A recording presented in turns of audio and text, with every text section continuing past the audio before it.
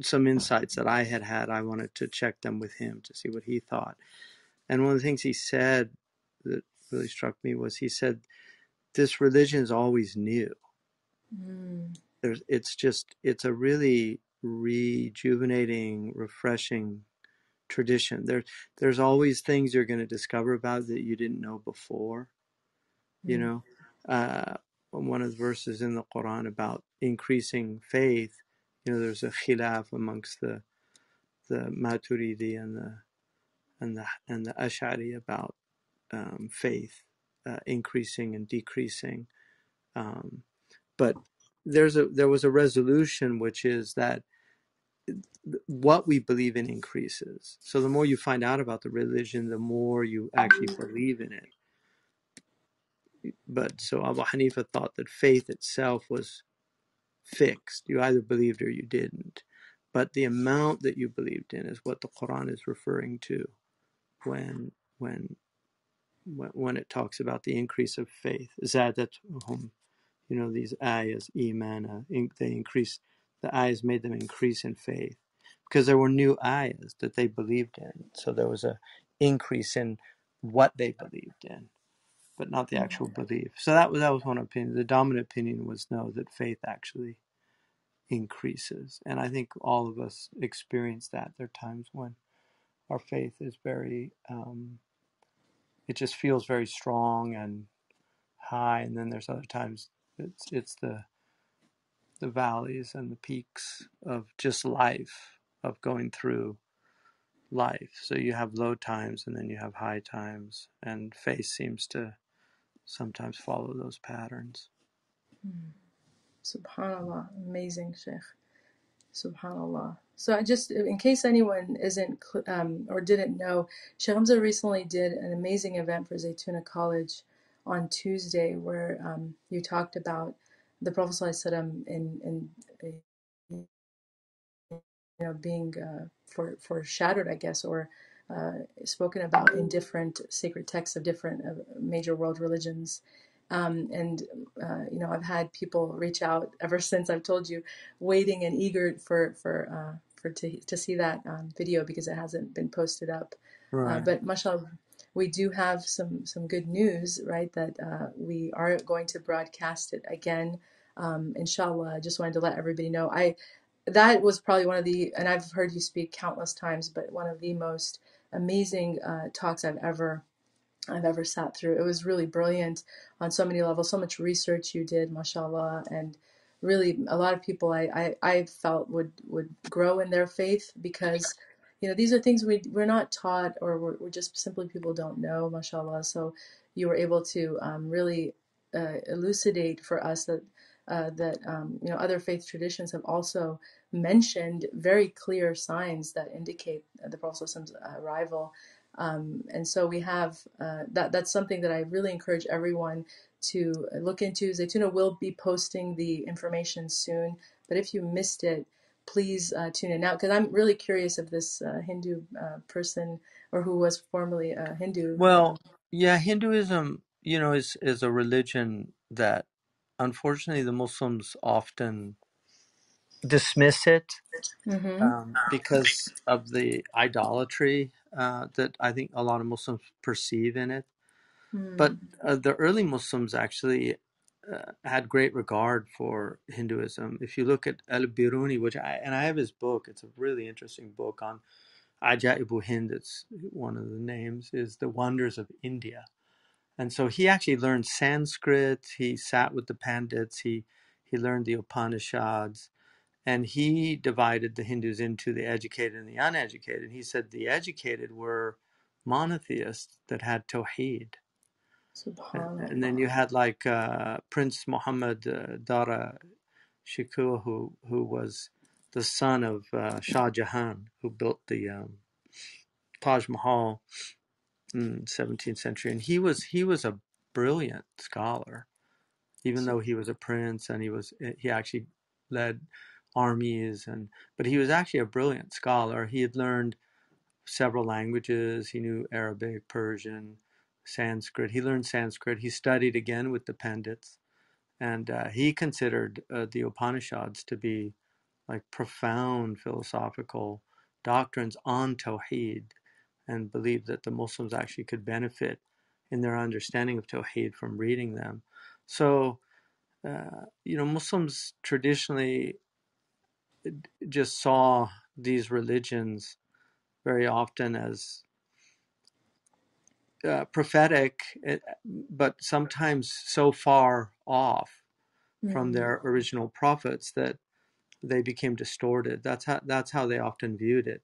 So all the religions before, the great world religions before Islam, I think a lot of the Muslims considered them, like Zoroastrianism also. The Muslims tended to see them. In fact, there are weak hadiths that indicate that they were people of the book, that one of their leaders got angry and burnt their original revelation. It became a dualistic religion, but originally it was monotheistic. So it's just, having respect for these religions. Allah says, "La tasubbu alladhina yad'una min dunillah, fayasubbu Allah adwan bighayri ilm." Don't curse the idols of others. Like, don't curse their idols, because it'll just anger them and make them curse God unjustly. And then, but immediately after that, it says, كَذَلِكَ زَيَّنَّا لِكُلِّ أُمَّةٍ عَمَلَهُم. Like that, we have made every ummah's actions appear good to them. So there's an idea there that just, Allah, and then the end of the ayah says, Allah is going to inform you about what you were differing.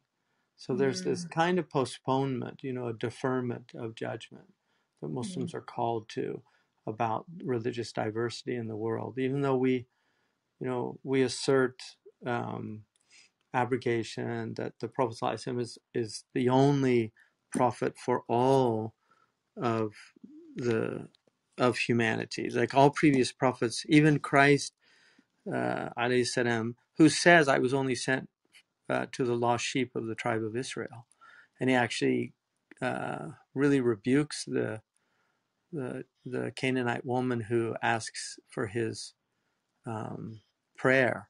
Initially, he rebukes her, but then he, because she's very persistent and said even dogs eat from the crumbs of the table of their master. So just her humility moved him, and then he actually healed her. That's in. I mean, whether that's a true story or not, we have to withhold judgment. But it's in the Christian gospel. So, and Christ also said he didn't come to destroy the law, but to confirm the law. I mean, that comes later, Romans 9, where Paul abrogates the law of Judaism. And that was a big debate about circumcision. Did Christian converts have to be circumcised? And early on, there was, I think it was 50 AD, there was an edict of Jerusalem about the early Christian leaders said that they didn't have to be circumcised. But that's odd, because the covenant in the Old Testament with Abraham in Genesis is clearly circumcision. So, and he said it would be a sign till the end of time of the covenant. So it's strange that and circumcision is a fitra thing. A lot of people don't know that tribes all over the world circumcise. So it's not just from religion; it's actually a fitra thing. And on the road to freedom, the South African leader Nelson Mandela talks about his own rite of passage being circumcised, because his South African tribe, circumcised, not for religious reasons, but it was a fitra thing that they did. So, it's very interesting, because most people think circumcision is purely a Jewish thing, and then the Muslims took it from Judaism. But it's not. And the Prophet said 5 things are from the fitra, and that was one of them. Subhanallah. Yeah, there's a riwayat 10 things. But there's a lot to do, but we can't, we have to just educate people. And then the one of the beauties of the Arabic word for proselytizing is actually just means invitation. A da'wah. Da'wah just means an invitation. Da'wah is actually an invitation to a banquet. So if you haven't prepared the banquet, what are you inviting people to? Subhanallah. Subhanallah. So it's really important for, as communities, especially in the United States, we have a lot of opportunities here, although we're going through a period of mass psychoses. So this is a very strange time, and it does happen. Societies go mad collectively, and then individuals in those societies really suffer a lot who they haven't slipped into the kind of demonic possession that takes place, because there is a demonic possession. At least that's what Dostoevsky called it in his novel The Demons, which is really worth reading. It's called Bessie in Russian. Some translate it as the possessed. But he wrote this idea that ideas take possession of people, and then they begin to act like demons because the ideas are so demonic. And they often do it believing that they're doing it with really good intentions. And so you have like this cancel culture where people can't even talk. People can't have ideas. They can't think openly. I mean, part of, many people think out loud. And part of the blessing of being able to think out loud is that people can correct your thoughts. I mean, if you look at the Socratic dialogues, they're basically Socrates. In fact, there's a whole argument that they're all imaginary, that Plato just invented it all, and they're actually his own internal thoughts. Really? Wow. That's one theory. But anyway, the idea is that, you question, and then you ask questions, and then the people say what they think, and then all Socrates did was showed them the kind of logical inconsistencies, the absurdities of their ideas. He would ask them a question. One of the dialogues I read with my father was called Lakis or Lachis, and Lakis was a general, and they all met, and they're discussing courage, and he just asked them, "Well, what's courage?" And Lakis says, "Well, courage is when you don't flee from the battlefield."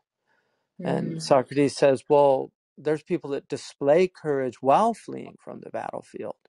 So it can't just be that." And then he was a general, so he knows that's true. So he acknowledges that. And then he says, and then there's people that are courageous in politics. There's people that are courageous in commerce. There's all types of courage. So he just showed him that his definition did not, it wasn't a It's complete limiting. definition. Yeah.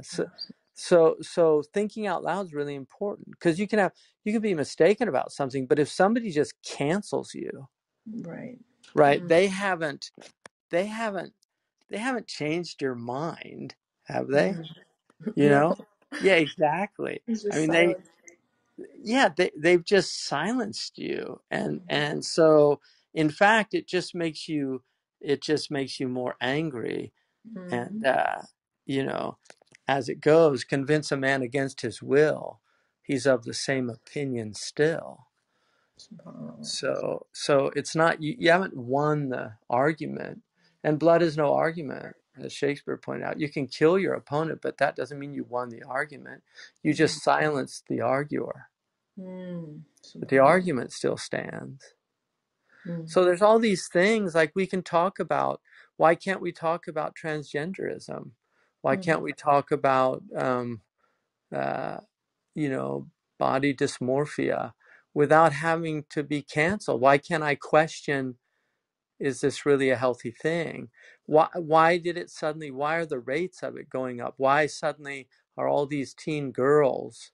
Because traditionally there was more of the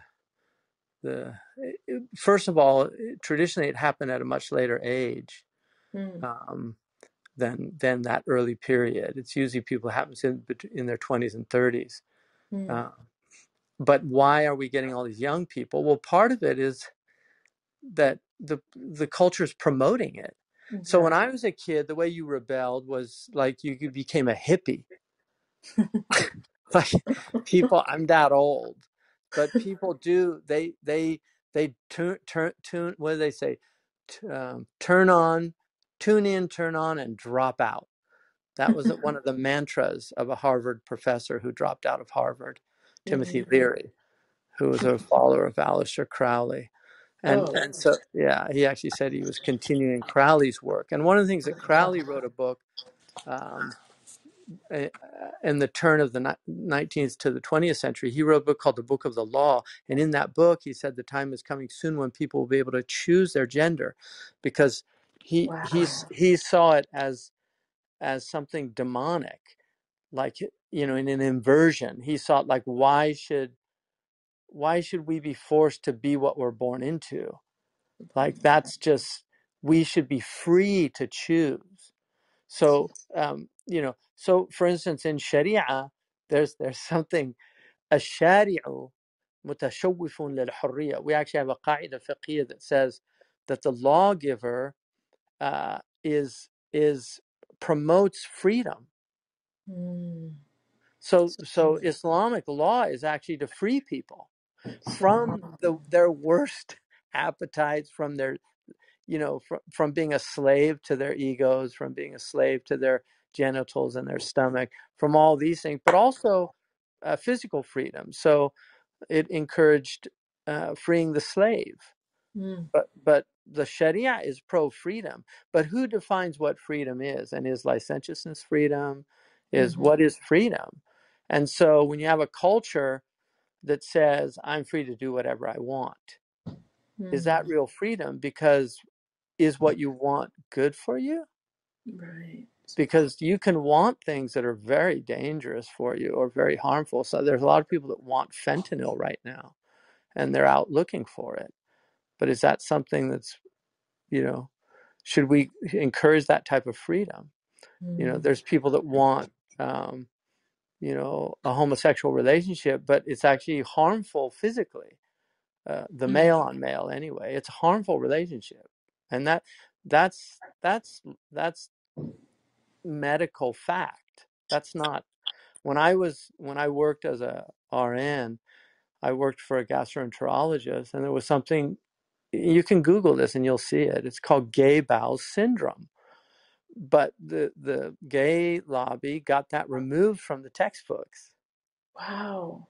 So it's no Subhanallah. longer called that, but it's a spectrum of problems that happen to people that have rectal intercourse, and and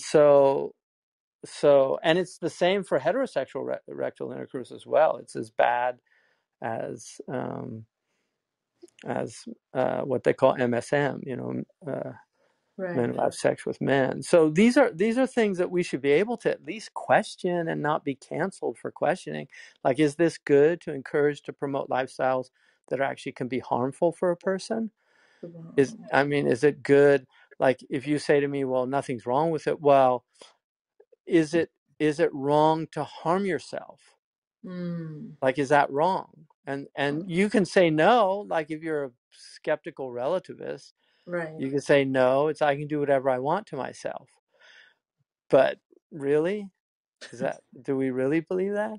Right. Because suicide, we should do whatever we can. We have suicide prevention lines because Mm. we don't want people to harm themselves. Right. Why don't we just let people commit suicide? They should be free to do that. That's the ultimate act of freedom, in terms of defining freedom as doing whatever you want. Mm-hmm. I mean, that's the ultimate act. But we don't see ourselves as free. We see ourselves as actually created and Mm. determined. So we're not free to fly unless we actually build airplanes that enable us to do that. Mm. And even then, we're limited in what we can do, like how far we can go, and how high we can go. I mean, Allah has put limitations on us. Mm. Physical laws. These are, yeah, they're laws that we have to submit to. And so the Sharia is basically saying, you know, here's a divine law that if you submit to it, you will be free. Subhanallah. You know, it's, in other words, free from harming yourself or society. Subhanallah. Yeah. So that's, you know, these are things that we should at least be able to talk about without being afraid of being canceled. I mean, that's an interesting word, cancel. You know, to cancel somebody, right? I mean, Subhanallah. it's a very interesting word, cancel. SubhanAllah. Well, it Yeah. does really come down to, Sheikh, doesn't it, like semantics and framing? Because what you just explained about what we're told not to do, right, in terms of, these sexual things that people are doing rampantly in society, it's because of it's a rahmah for us. But the way that Well, yeah. Go it's ahead. Sorry. framed is that we're being deprived of it, and Right. that's Right. Exactly. Yeah. so it's really, it comes down to that, right? The way Well, that now. we. Yeah. Sorry, I'm No, no, please. No, interrupting. no, I apologize. Bismillah. No, No, no. you go ahead. Finish your We thought. want I to hear from apologize. you. No, I'm no, just. no. Go finish your thought. Yeah. I No, I was just apologize. saying that. No, astaghfirullah, please, Sheikh. No, I was just saying that that's just interesting because you've always mentioned that this is, also part of what's happening is it's they're looking at language. That's why they cancel you if you speak. It doesn't align with what they want you to believe because we're actually using our intellects. But we as Muslims, as you've, again, repeatedly said, this is why we have to go back to our tradition because we're taught to think, we're taught to analyze, use critical thinking, read. I mean, look at the way the messaging is. It's not really for your benefit, right? These things, Right. it's act to harm you. So, subhanallah. Well, like for instance, there's a new venereal disease in England that's just emerged that actually it's flesh eating. Astaghfirullah. So they actually their genitals begin to be Oh my like God. eaten, and I don't know. I mean, I think that doesn't happen to people that stay within the confines of the Sharia. So Subhanallah. again, these things are to protect us from ourselves. And wine, alcohol. I mean, all these horrible drugs. I mean, the opioid crisis in this country. Marx famously said that religion was the opium of the masses. So they got rid of religion, and now people need real opium. I mean, Subhanallah. that's basically religion is an opioid. It numbs human beings from the pain of this world. Which is, I mean, opium's in the world for a reason. It's a good thing if it's used for good reasons. And religion is definitely it acts as an opioid for the pain of the dunya. Subhanallah. And that's why people that have a deep faith can survive the most traumatic events because they have that that pain numbing gift from God of faith. Subhanallah. The school of suffering. The Exactly. It's a real school. So Subhanallah. cancel, right, means the first meaning is to make void as a contract or other obligation, to cancel a hotel reservation. And then to decide or announce that a planned event will not take place, to call off. 3, to mark or perforate a postage stamp so as to render invalid for reuse. To neutralize, compensate for, counterbalance. His sincere apology canceled his sarcastic remark. Now 5, and this is a new meaning, to publicly reject, boycott, or no longer support a person or group because of socially or morally unacceptable views or actions. Well, that doesn't sound very nice.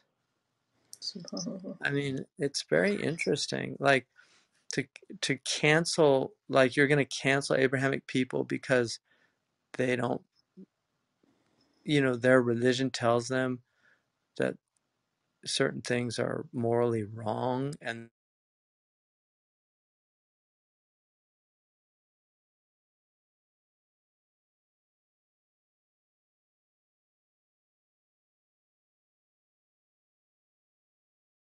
to be All right. Abrahamic, Mm-hmm. today you have to accept all these things. So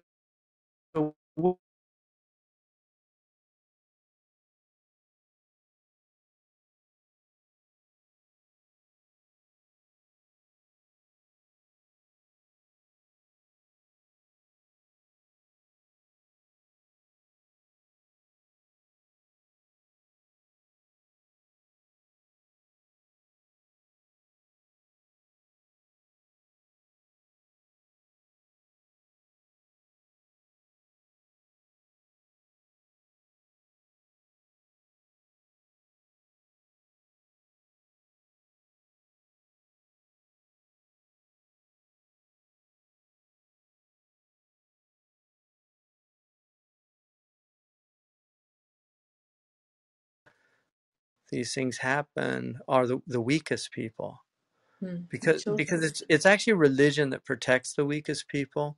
They don't always it might not accept them, but religion protects them. I mean, I'll give you one example.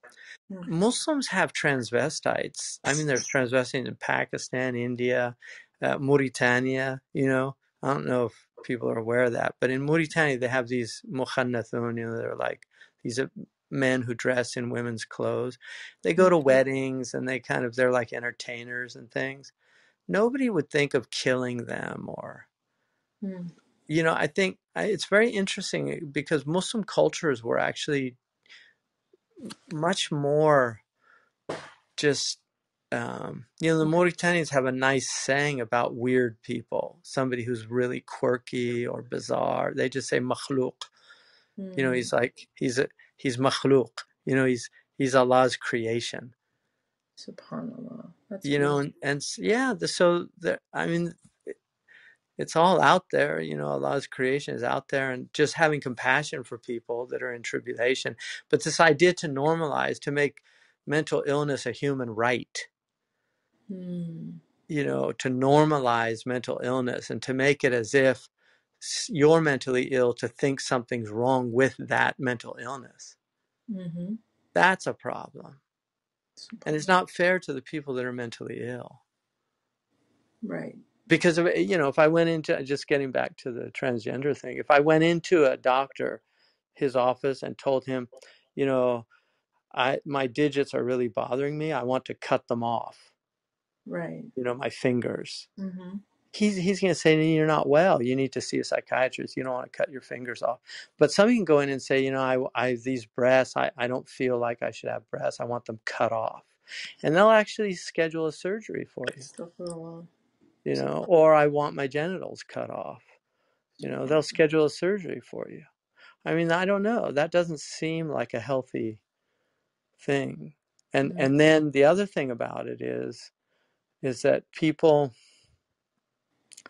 there's a lot of we have a lot of evidence that these things actually don't help people.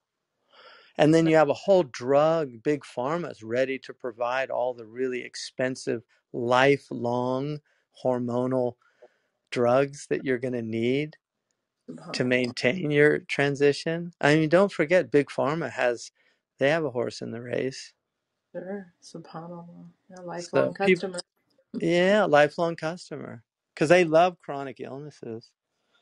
They love drugs that maintain people's illness, as opposed to drugs that actually cure an illness. Because if the illness is cured, well, that's a one-time deal.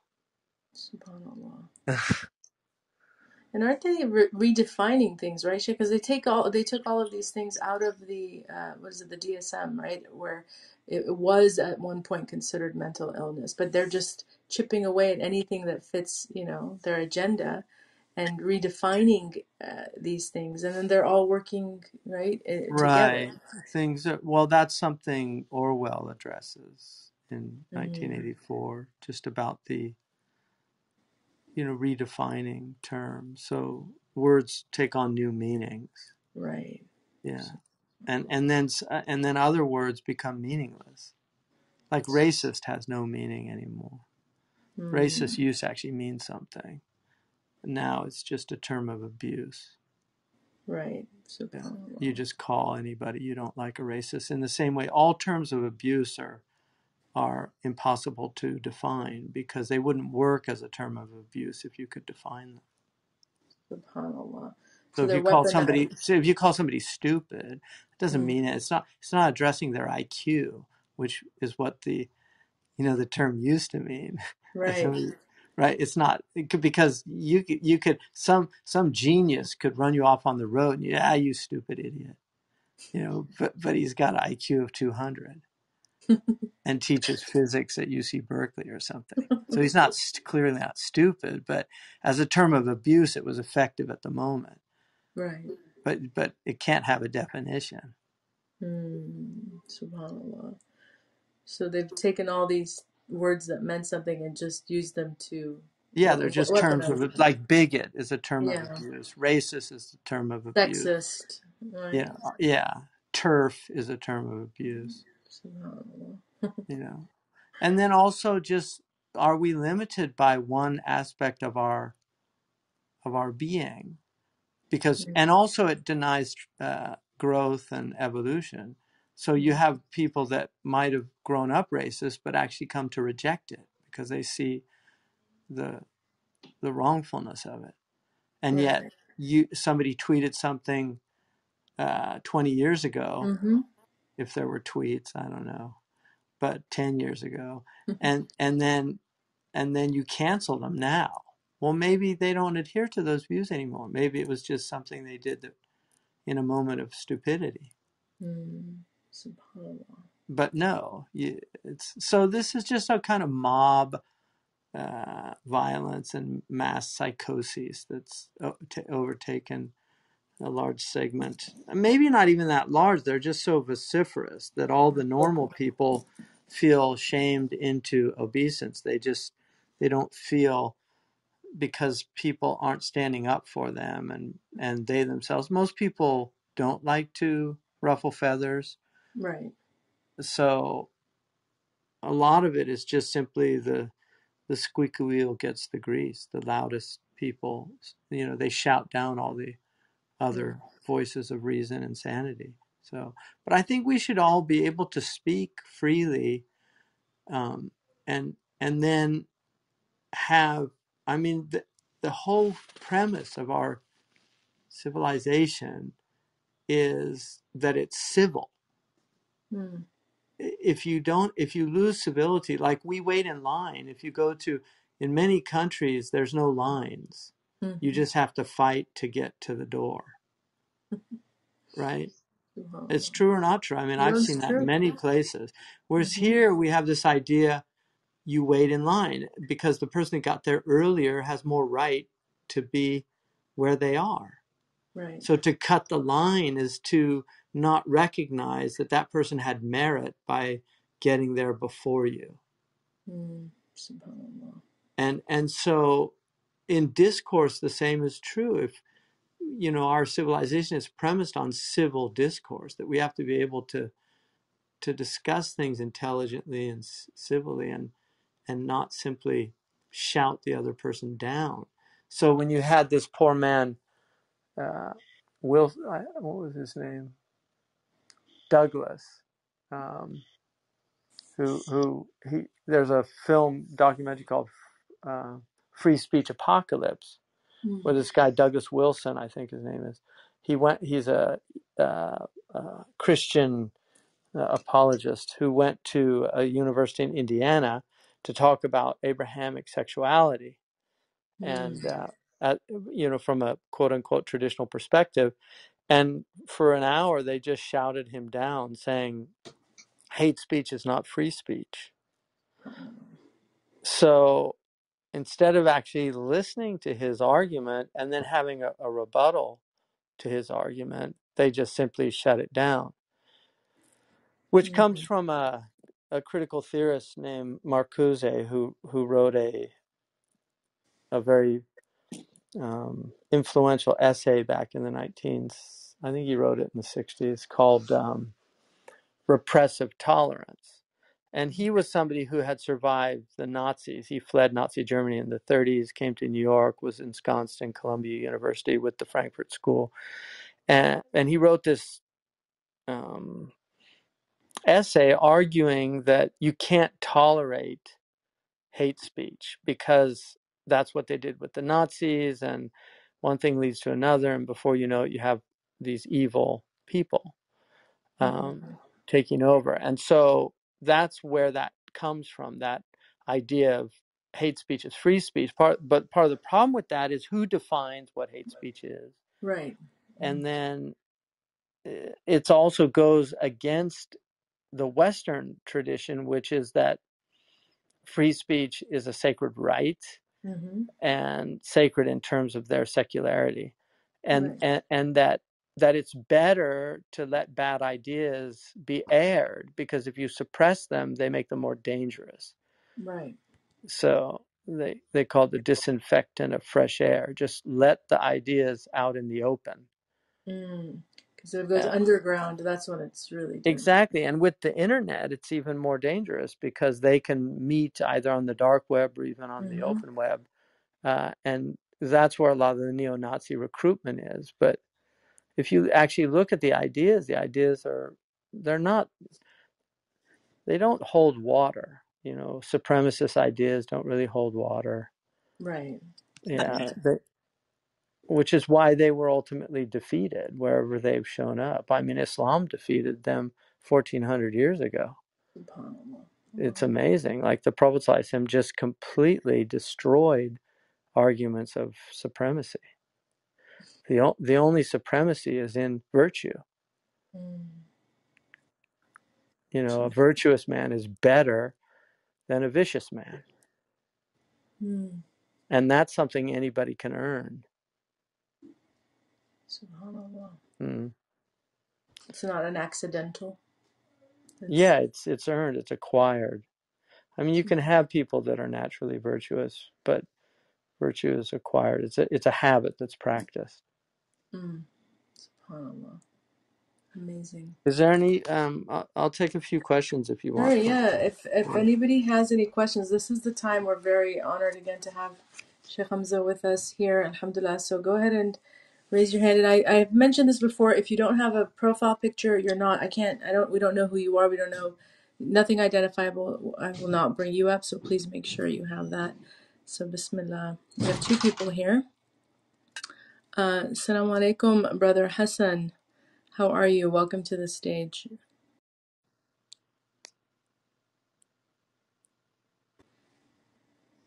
Brother Hassan, are you here?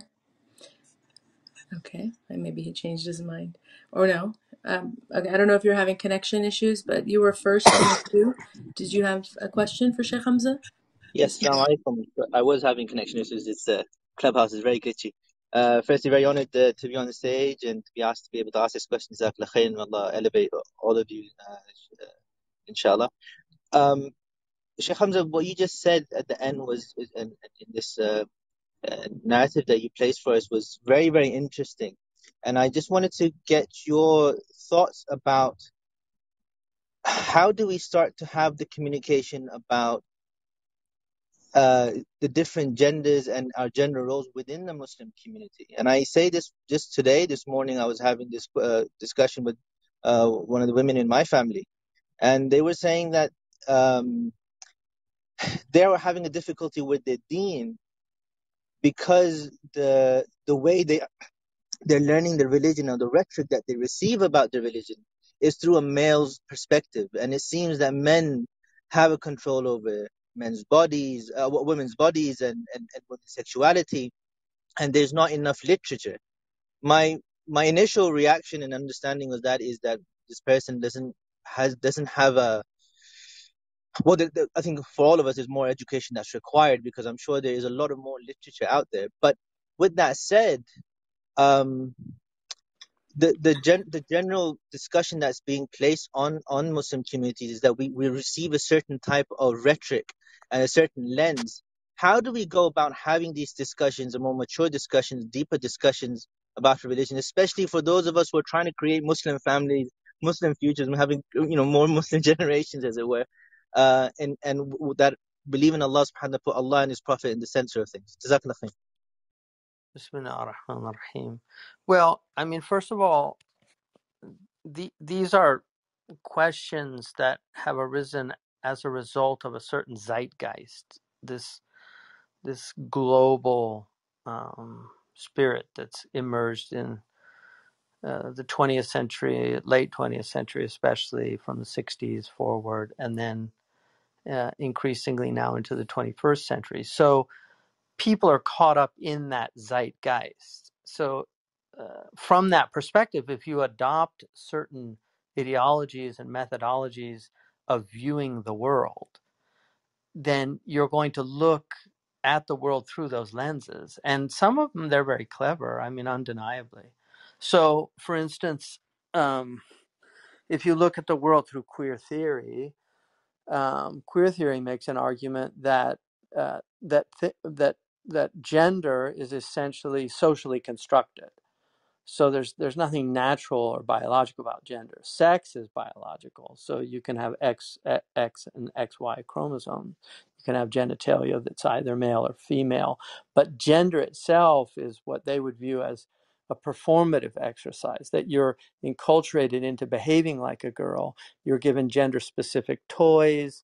You're given cues like good girls don't do that. Boys don't cry, and you're told these things, and these things are enculturated. And so queer theory says I don't have to play by those rules of society. So if you adopt that methodology, it actually works for those people, and the same as with critical race theory. If I adopt critical race theory, all relationships are power relationships. um, that white people have been in power for the last 500 years. All white people therefore are racist, and any encounter between a white person and a brown or a black person is going to be, it will have some kind of racist element, either explicit or implicit. And so it's critical race theory, not the legal, I'm not talking about legal critical race theory, which is a whole other kettle of fish from Derek Bell, but I'm talking more about critical race theory as it's been weaponized and adopted by a certain group of people. So from that point of view, then all relationships are racist, and it's a matter of light, so that we can uh, you can't even say, even though they do say to eliminate it, but the fact is they don't believe that it can be eliminated, because uh, power can't be eliminated. So it's just a matter of who's going to be in power and who's not. So for instance, you can't be a racist if you're in a disenfranchised minority. So your hatred of white people is perfectly acceptable, because they're oppressors, and it's perfectly natural to hate your oppressor. So these are the type, these, if you adopt those ideas, again, they work for the people that have adopted them. So as Muslims, we also have a way of viewing the world. And it does take some time to acquire it generally, but traditionally it was enculturated. People learned it through just growing up in a Muslim ethos. So, for instance, adab is deeply, deeply rooted in our tradition. So, people that grow up in traditional Muslim cultures, there's a certain idea of adab, of a courtesy, not just towards one another, but even towards things. Like you have an adab towards things. Like the adab of an unmade bed is to make it. And so again, it's a matter of what you're going to choose to determine how you view the world. And many of these ideas are very seductive, especially for people that do feel oppressed, because a lot of people do feel oppressed. And so feminism, which has different waves of feminism, most of the early feminists, I think, a lot of what they were clamoring for had in many ways been achieved in Sharia. But as feminism moved on, it became more and more radical. And so I think for uh, early ideas in feminism, I think most Muslims would support those ideas, the idea of basic equality between males and females. Now, somebody would say, oh, well, what about the Quran says that uh, two witnesses to one witness, that doesn't sound very equal. Well, actually, a woman's testimony is the same as a man's with an oath, right? So, and the reason the oath was necessary was simply because very often women they weren't interacting in those environments, in those areas in Sharia where a woman is in her area, she actually has a higher testimony than men. So, for instance, in the rada'a, you only need one woman to assert rada'a, which involves actual lineage and the ability to marry or not marry. So it's not two women or a man and two women, it's one woman. And then the highest testimony of all is is in Quran recension or hadith. And women have the exact same testimony as men in hadith. In fact, it's been pointed out that there was never a fabricator of hadith from amongst the female narrators of the hadith tradition. So women's testimony is actually uh, higher in some issues than men, and in the highest thing, it's the same as men. There's no difference. But in matters of blood and matters of money, it's actually to relieve them of the burden. Who wants to testify in monetary thing? Who wants to serve jury duty? People get out of jury duty all the time. So this idea, oh, I want to witness, I want to testify against this person. I mean, I don't know. That sounds a little crazy to me. And then in terms of inheritance laws, there are situations where women inherit more than men, and then but in the daughter and the son, the daughter's wealth is purely discretionary. The son's wealth is has all these obligations tied to it. So that was the understanding. It was never seen as, oh, they're not worth the same. The Prophet ﷺ actually, uh, he hated that idea of, the Jahili idea of boys being better than men. In fact, Abu Hamid al-Ghazali says that a true believer has more joy over the birth of a female child than a male child, because there's a greater reward in raising a female child than there is in raising a male child. So, these are, again, we just get back to, do you believe in Islam? And one of the things that we have to grapple with is the fact that there are many Muslims that are actually identitarians. They've never really embraced the religion. They just grew up in it. Many of them grew up now in non-Muslim places. They've gone to non-Muslim schools. They've imbibed much more of a non-Muslim worldview than of a Muslim worldview. And so we can't really fault them, but the proof is in the pudding. Those who practice this religion well find immense joy, solace, and happiness. And those, I think, in other religious traditions, you can find that. There's definitely people that find that. But I think without a religious tradition, if you're not healthy and wealthy, life's a pretty miserable place.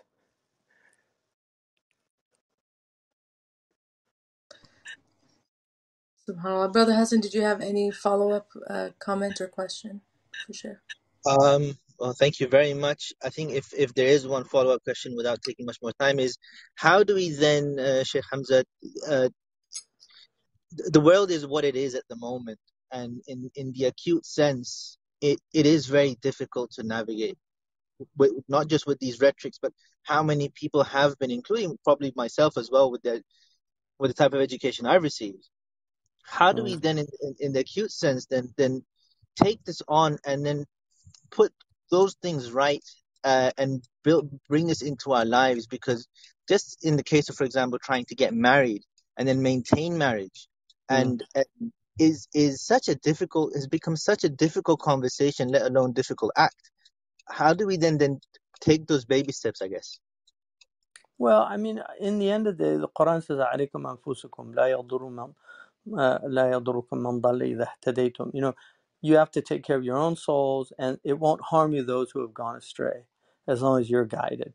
قوا أنفسكم وأهليكم نارا. Save yourselves and your families. So in the end, your first priority is yourself and your family. And that's not selfishness. That's the source of intelligence. Because when you're on an airplane, they always tell you, in the event of turbulence, first put the oxygen mask on yourself, and then put it on, the child next to you.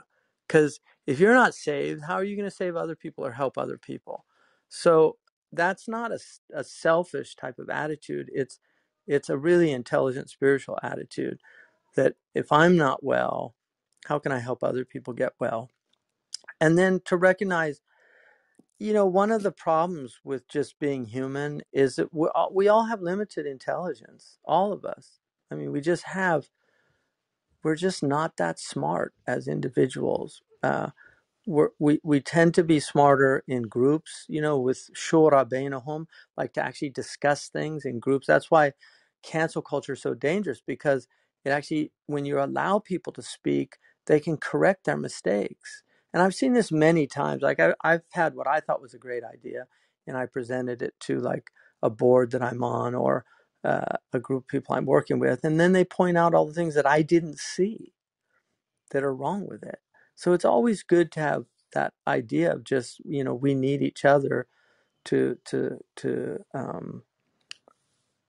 be more intelligent together, as opposed to less intelligent as individuals. So that's important. But these things aren't going to go away. They're like I said, there's a kind of mass psychosis, and there's also a lot of this stuff is orchestrated, and I'm not waxing conspiratorial here. I'm just saying that there are agendas that organizations have, that people have. There's a lot of propaganda about things, and some of it we might understand, and some of it we might not understand. But there's only population control agendas. So promoting things like homosexuality would be obviously good for population control, you know, and so I wouldn't be surprised if, people don't think that's a good idea. But there's definitely a huge population control agenda amongst the elites, and then they have a lot of influence on these think tanks. They promote certain ideas. When they see ideas that they like, they promote them, and that's common sense, just to see that there are certain ideas that are being promoted, and just, where did that come from? Like, nobody was talking about that 20, 30 years ago. And why is it being promoted so heavily? Why are certain things being funded so heavily and other things aren't being funded? That's very interesting. And where does the funding come from, and who funds things? They say cui bono, who benefits? It's always a question to ask, who benefits? SubhanAllah. Jazakallah khairan, Sheikh. We have one more person here on the stage. They've been waiting, Brother Abu Hamza. Assalamu alaikum and welcome to the stage. Are you there? Brother Abu Hamza, this is your opportunity. We want to respect Sheikh's time. If you're here, please unmute. Okay. I'm receiving some other messages in the back as well. Someone asked Sheikh, in the meantime, I'm not sure if he's stepped away, but someone asked about intentions, and if you have any advice to offer for someone who's really afraid of losing the purity and sincerity of their intention when they want to do something for the benefit of the community or for the sake of Allah subhanahu wa ta'ala.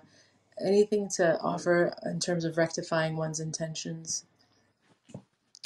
Intention's a seed.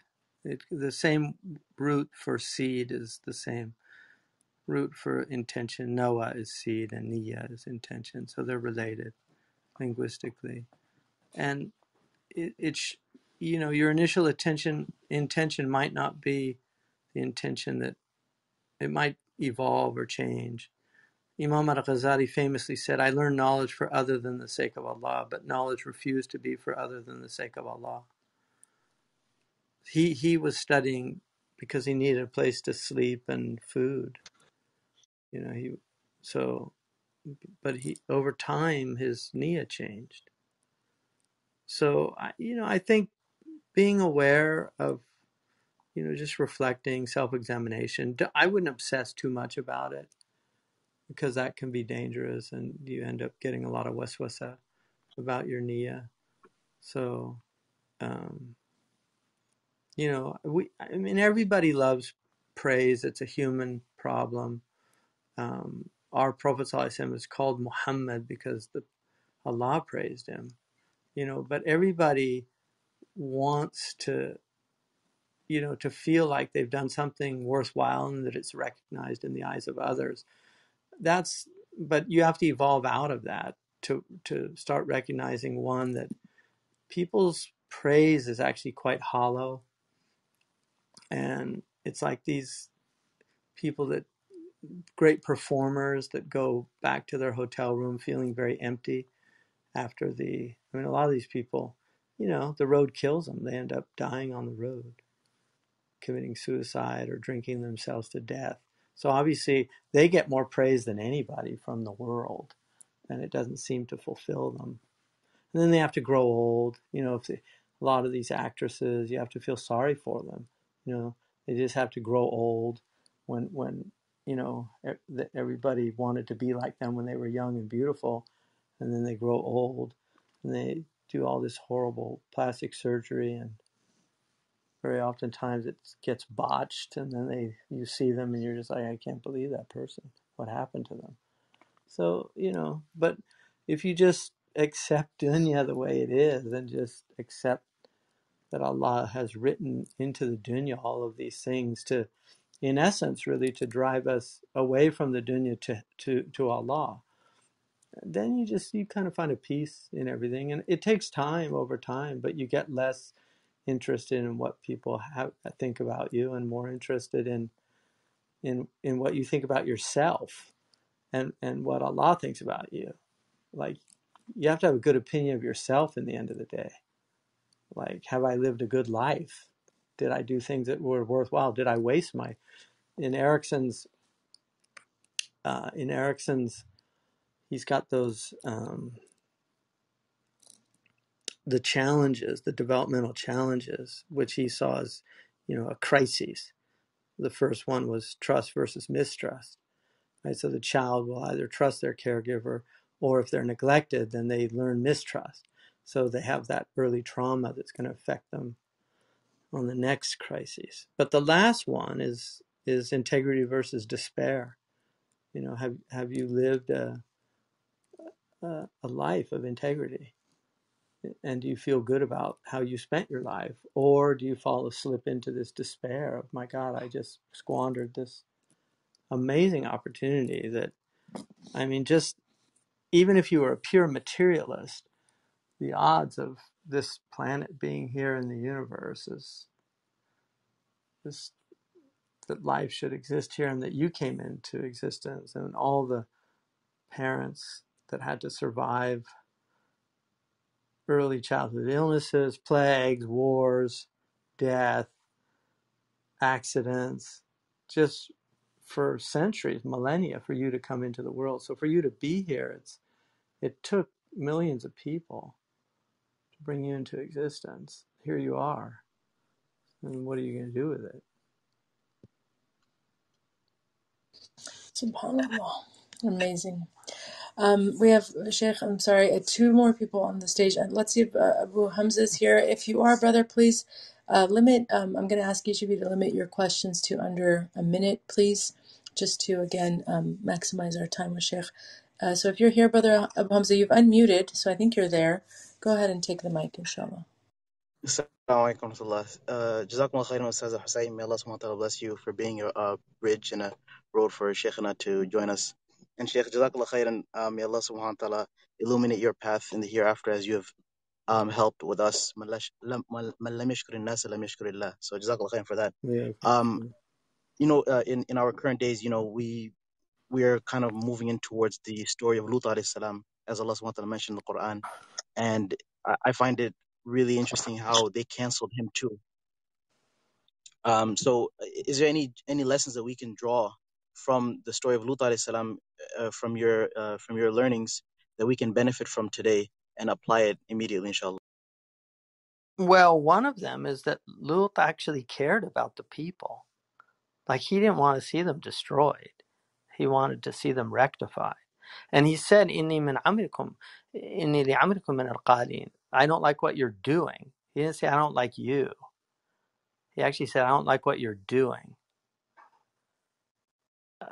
So, I think that's definitely a lesson. It's also important to remember that the Prophet ﷺ, this is his ummah. And one of the reasons why you don't have the adhabs that you had in the previous ummah is because of the Prophet ﷺ. Because Allah's mercy is on his ummah. He said, Inna ummati ummatum marhuma. My ummah is a ummah marhuma. So there's a lot of rahmah on his ummah. And there's rahmah for those who don't accept him. So traditionally, in the ancient world, the things that are happening on this planet people would have been destroyed for doing what they're doing. So, and then I also, there's things we don't fully understand, like the plastics, estrogen mimickers, the fact that birth control is so widespread that women are getting pregnant with a lot of estrogen in their bloodstream that's not natural. So we don't really fully comprehend a lot of what's happening because these are end time things. And the Prophet ﷺ said towards the latter days, يَكْتَفِيَ الرِّجَالُ بِالرِّجَالِ وَالنِّسَاءُ بِالنِّسَاءِ. He said that homosexuality would be widespread. So we're witnessing things that he foretold. And it's a well-known fact that there was no homosexuality on the Arabian Peninsula at that time. When they discovered it in Bahrain, which was the first time it's mentioned in the Sirah, they were shocked by it. They actually thought that it was only for Qawm Lut. And the Mauritanians told me the same thing. Sheikh Bayy bin Sadiq, who was my teacher in fiqh, he was a qadi in the Emirates. He told me that in Mauritania, he'd never heard, when he read these things in books, he thought it was just all faradiyat. It was just hypotheticals. He didn't realize that, because in the Bedouin don't have those things. Fitra people, these aren't fitra things. And in fact, luxuria, which is the Latin term for this one of the cardinal sins in Catholicism, is the sin of lust, but it's the word we get for luxury.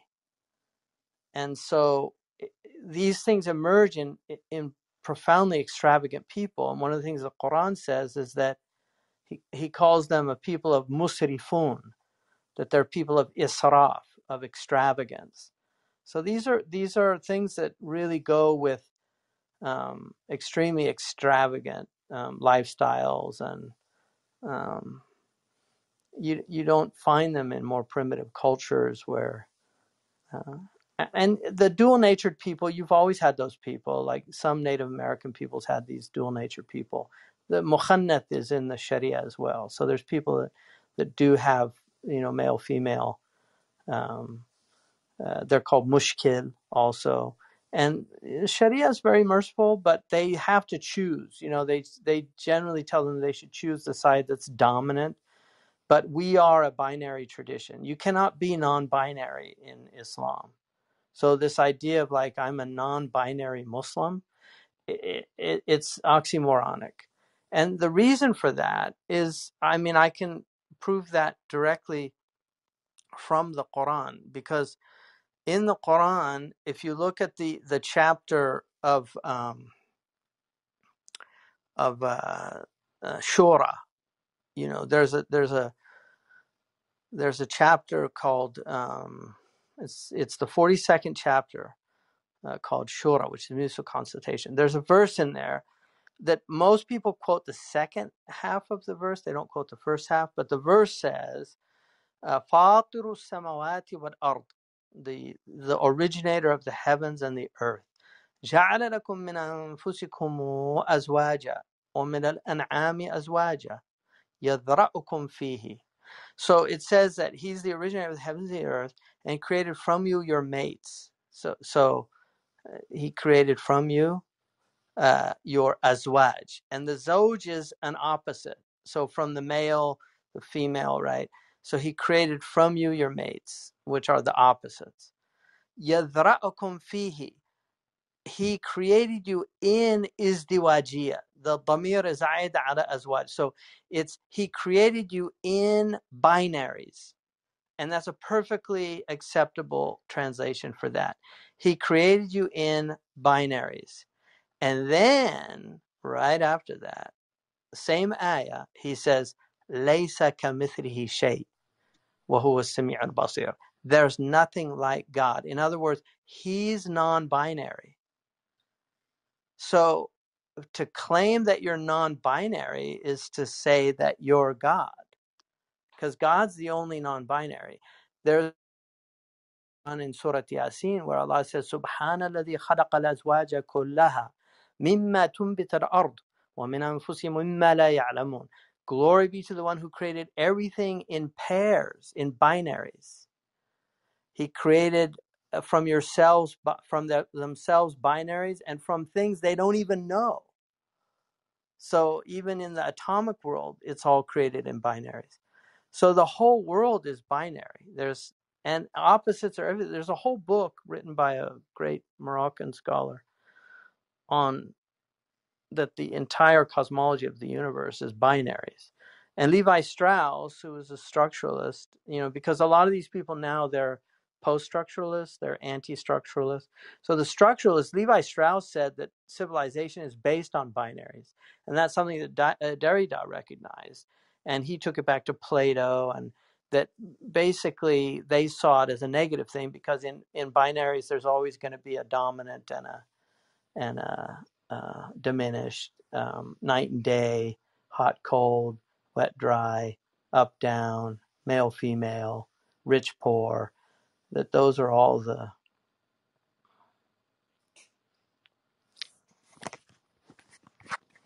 MashaAllah. Jazakallah khairan, Shaykh. We have one last brother here on the stage, Abu Jasser. Assalamu alaikum and welcome to the stage, brother. Wa alaikum salam. Thank you for allowing me on stage. Mashallah, it's such an honor to be able to speak with you, Shaykh Hamza Yusuf. I have a question that's slightly off the top subject matter that we're speaking on, but inshallah, the question I had was the hadith that I often hear about the 73 sects. How do that's something that every time it makes me fearful. Like I don't want to be on the wrong path, or different schools of thoughts and different Right. sects of Islam. So I just wanted to ask you, how do we digest that? How do we make sure we're on the straight path? Anything that you could share on that, inshallah. Yeah. Well, yeah, Bismillah ar-Rahman ar-Rahim.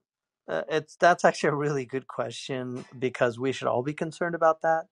The hadith indicates that the Jews devolved into 71, and then the Christians into 72, and then the Muslims, he said, will devolve into 73 sects.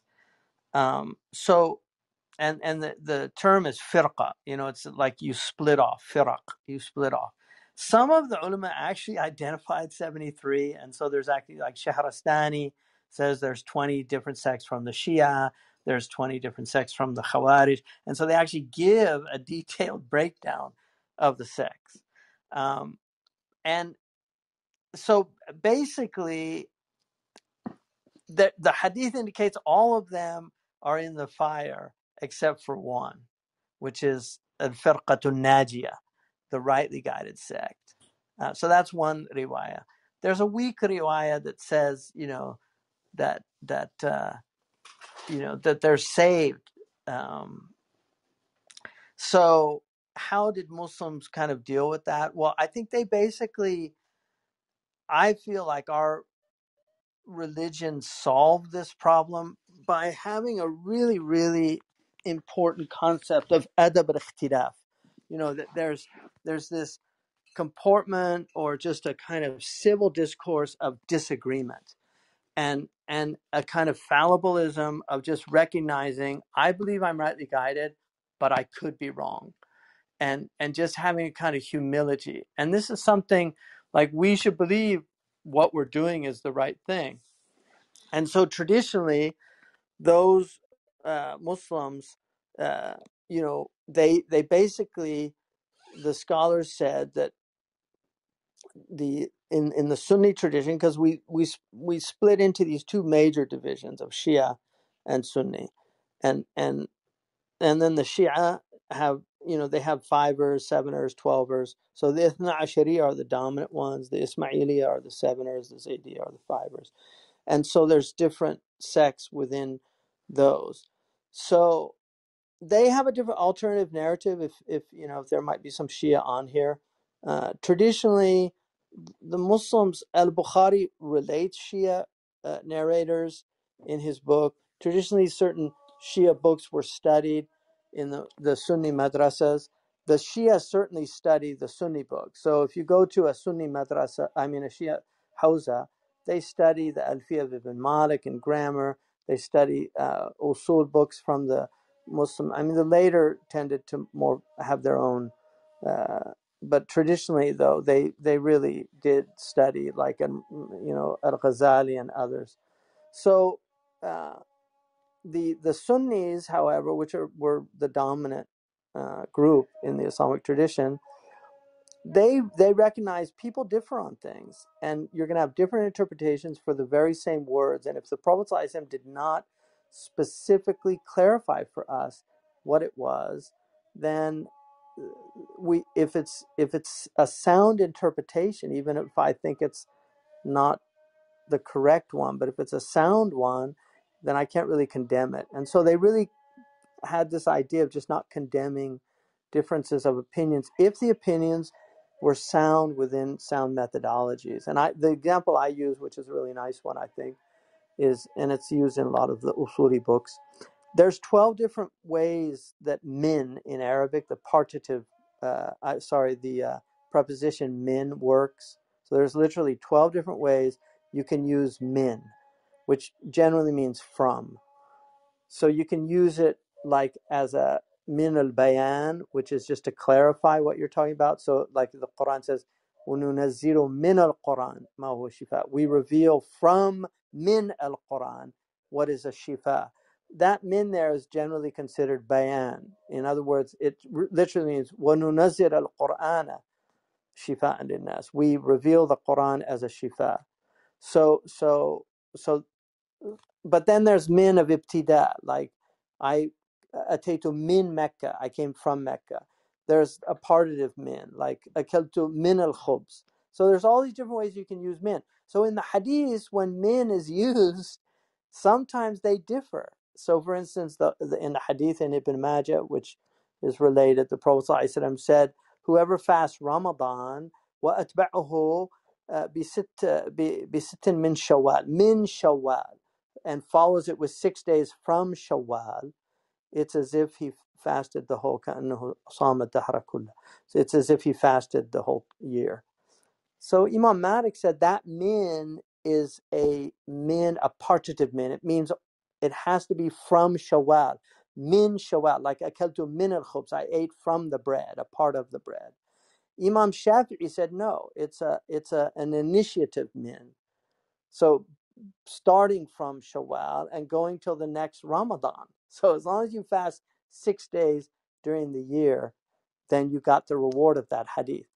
Imam Sha'rani wrote a really stunning book called Al-Mizan, in which he showed that the Imams disagreed basically to make it easy for the Ummah between Rukhsa and Azima, between licenses and between the Azima, which is more the determined opinion. So Malik took the Azima there that you should do it immediately in Shawwal. Imam Shafi'i took the more lenient Rukhsa opinion that you could do it any time during that year before the following Ramadan. So those Sunni scholars, there were several mujtahidun, these people that reached the ability to interpret the Sharia, but only 4 of them became, their schools became canonical because they had enough students to keep the schools alive. So you had people like Layth ibn Sa'ad, you had people like Imam al-Thawri, Imam Sufyan al-Thawri, you had people like Imam al-Tabari. These were great mujtahidun, really truly great scholars that had their own schools. Imam al-Awza'i had a huge school, but they died out. Imam Dawood al-Zahiri had a huge school, but it died out. So the 4 that really were maintained were those 4, what we call the Sunni Imams, the eponymous Imams of these schools. So Malik, Shafi'i, Abu Hanifa, and Ahmed. So anybody that follows the methodologies, not necessarily the Imam's own opinions, because the school doesn't always have their opinions, but the methodologies that they used, is considered rightly guided. In terms of creed, anybody that follows one of 3 creeds, the Maturidi, the Ash'ari, and the Athari creed. These are three creeds. The ulama determined that they're rightly guided. So the Hanbalis tended to side with the Athari creed, although they do have some Ash'aris.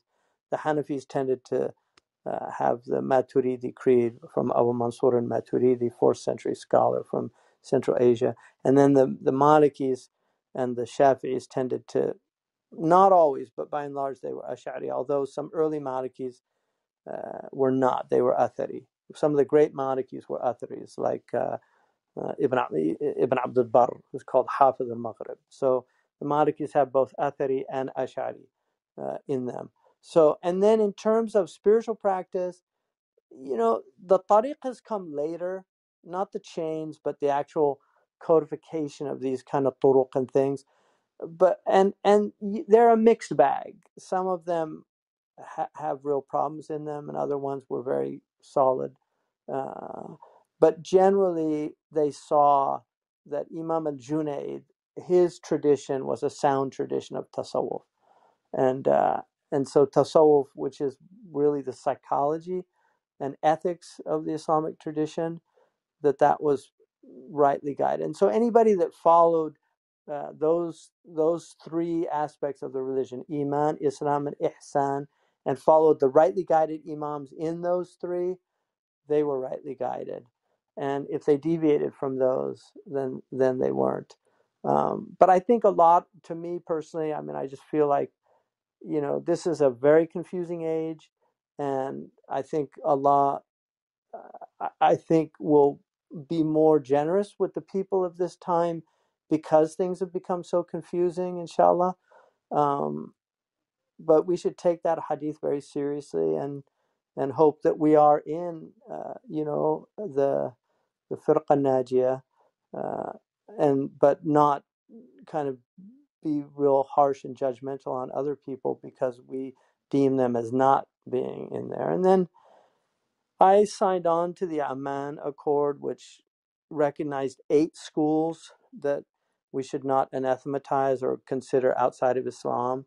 And so it's obviously the 4 Imams, and then the Ithna Ashari Shia tradition, the Zaydi tradition, the Ibadiyya tradition, and then the Athari or Salafi people.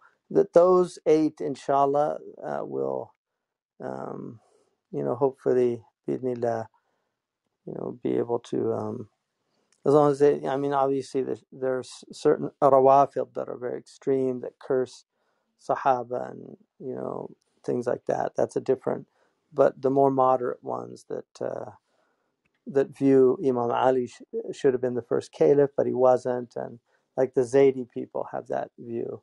And even some of the Sunnis had that view early on. And so it's not,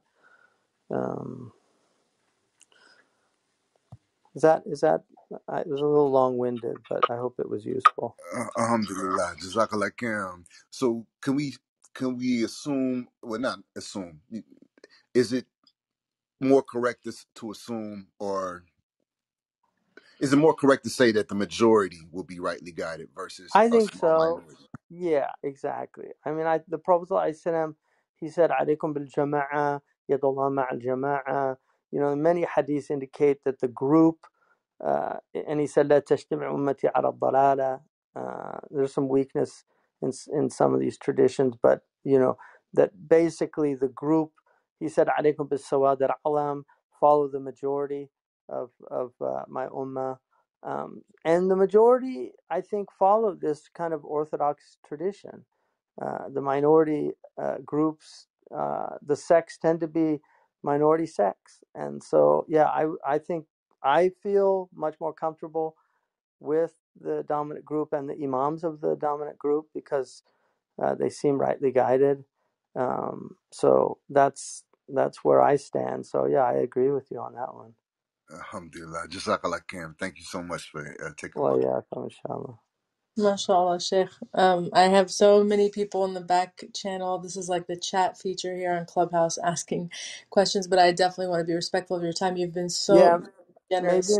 maybe another time, inshallah, Hosai. We're in Oh, touch. Yeah. thank Barakallah fiki. you.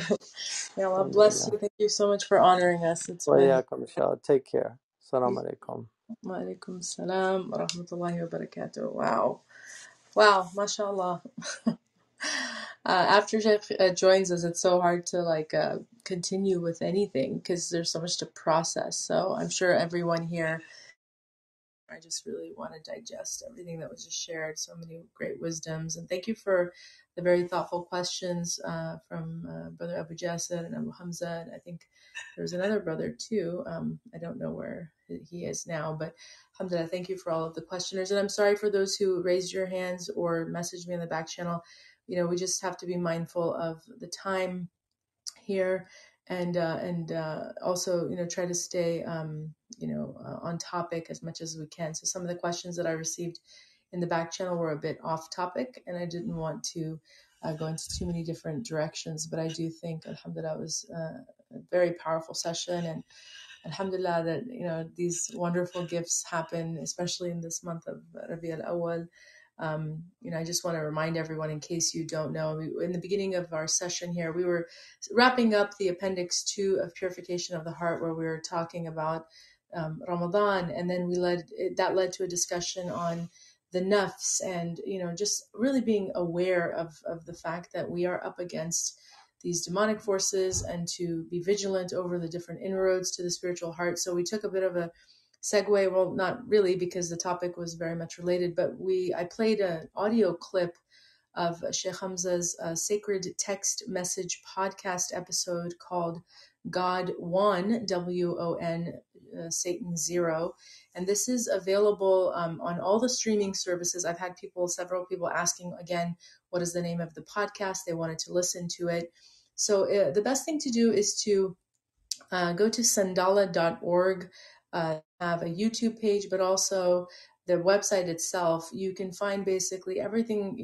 There's a lot of links there that you can look at. But in terms of the podcast itself, it's available on YouTube now. It's available on Apple Podcasts. All of the other ones, Spotify.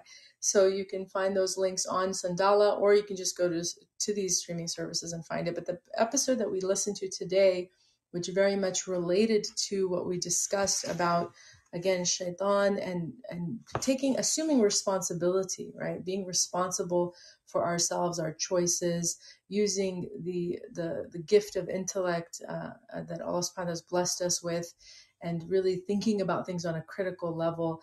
Shaykh Hamza addresses all of that in that amazing episode that we heard. And then subhanallah, Allah, from his generosity, enabled him to join us live, which was a wonderful, pleasant surprise, and we are always happy. Shaykh Hamza knows, I've said it to him many times, this is his room.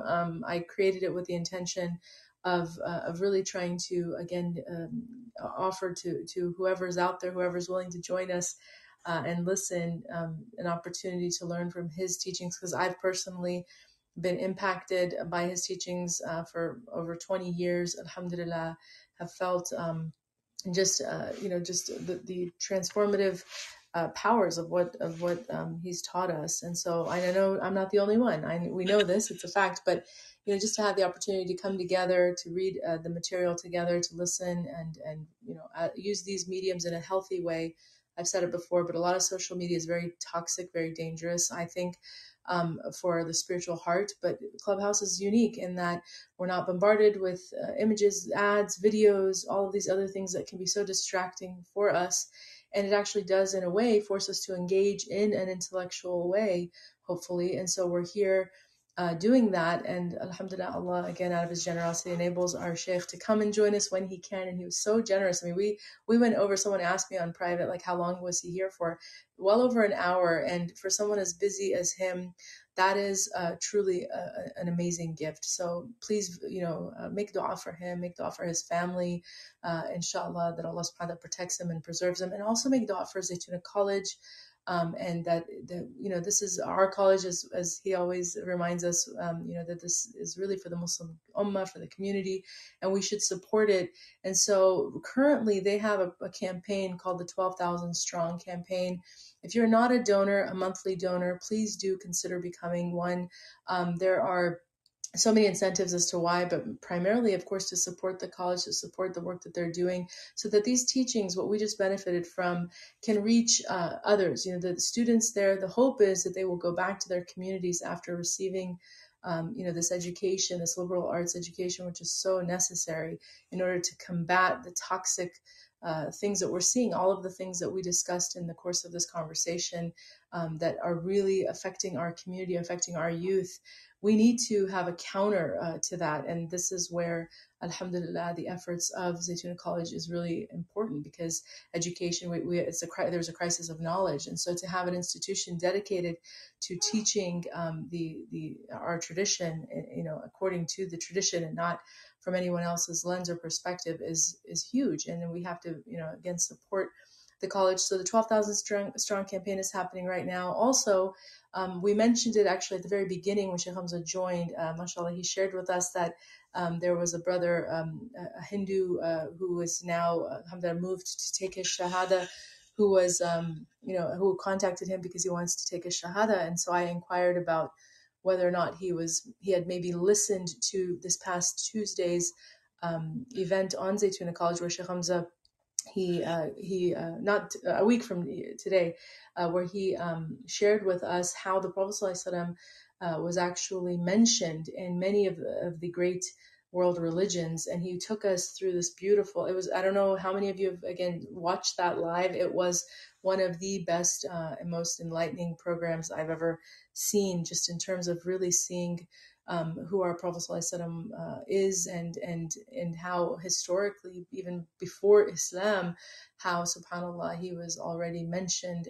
And so Shaykh Hamza, of course, he presented this as a presentation. So it was a talk coupled with an amazing presentation, but it was only broadcast on Tuesday. And so since then, a lot of people have been inquiring about when that rebroadcast is happening. So the good news is it will be rebroadcast at the end of this month. The date is still being finalized, because there's a lot of different things happening, mashallah, during this month. We have the first spring program also the Zaytuna College has been working on, and alhamdulillah, I had the honor of participating in that. The videos are available. You have Dr. Mona Hassan, who covered, it's on the 4 cardinal virtues. So she covered the virtue of wisdom, beautiful talk, phenomenal, mashallah. And then I did the talk on temperance.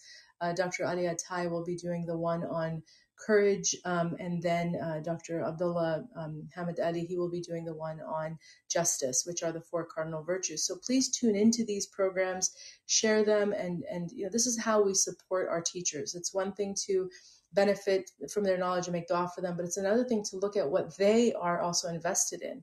What projects are they committed to? And that's how we truly show up for them, because they need our support. Just as we need their guidance, they need our support. So please do consider supporting these initiatives and these campaigns, inshallah.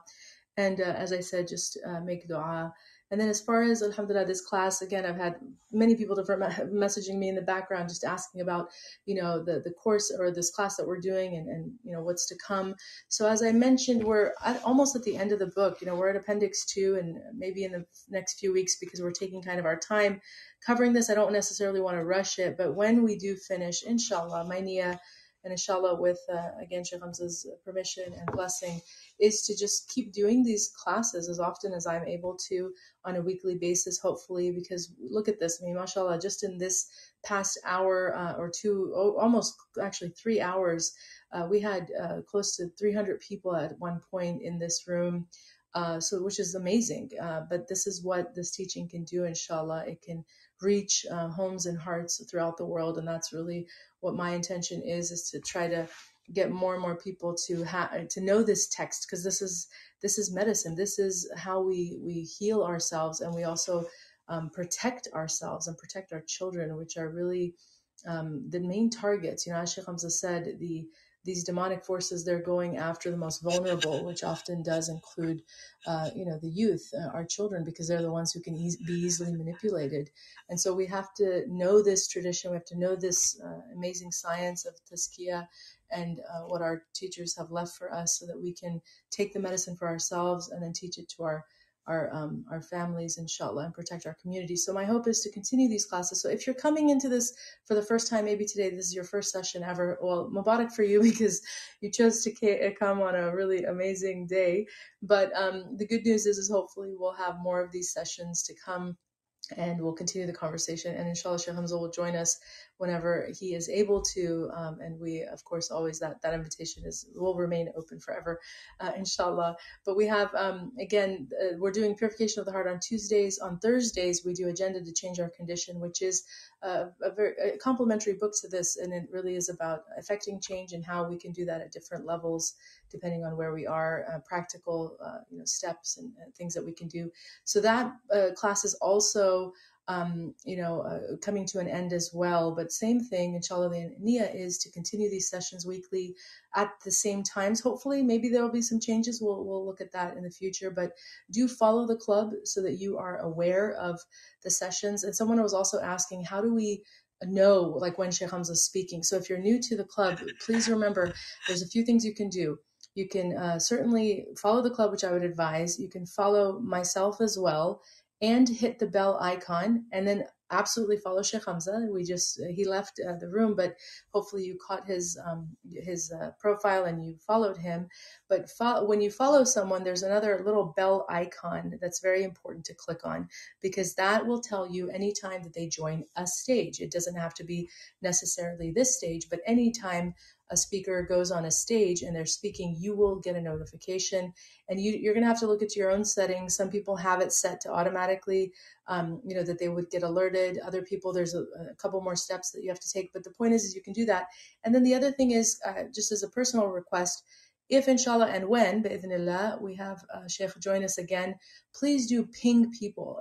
Pinging is another feature you want to get more familiar with, so that we can really expand the audience here and get maximum exposure, because these opportunities to listen live and actually have direct access to our teachers, especially people who are such high profile teachers, people who are globally recognized, mashallah, is very difficult to do. And I know this again because on the back end I have worked in receiving messages, hundreds, thousands of messages over the years from people who wish to have access, but because of limitations, time difference, whatever the case may be, it doesn't always work out. So here, alhamdulillah, again, what this wonderful app does is it affords us these opportunities to listen in live, to tune in, and then hopefully to have opportunities to engage.